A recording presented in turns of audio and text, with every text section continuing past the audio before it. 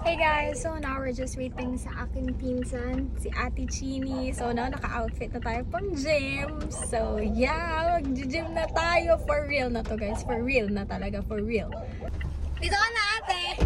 Hi! Oh my gosh. Let's go! So ngayon guys, nandito na tayo sa gym. Binuksan ko yung ilaw. Workout na kami ni Ate Chini. Pakita mo sa kanya ate. Kailan siya mag-open or open na siya? Open na siya. May nag-gym na ate, pero like, unti-unti lang kami post-post, ganyan. So guys, bye-bye muna kasi I have to focus here. So mag-workout tayo ngayon. Hindi tayo makipag-chismisan muna ngayon, okay? So, this is just... Oh, sige, go ate dito na lang. So, this is just the fit check. Mag-angkas ulit siya mapunta dito. Fit check, ayan.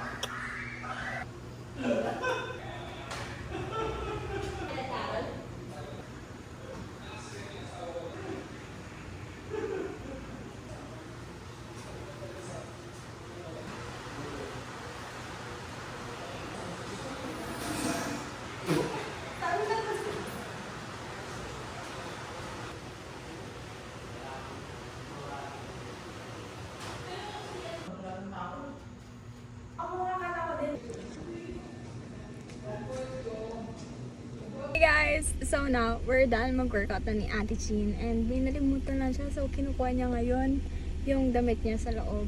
And ayun guys, ang sarap sa feeling na mapagpawisan ulit. Like, it's so nakakakalaga. Ang arte.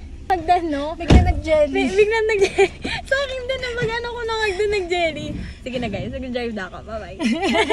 So guys, matitigas na gulay pa man din iluluto ko pero wala pa rin kaming gas. Di ko rin po na napapabili or di ko alam.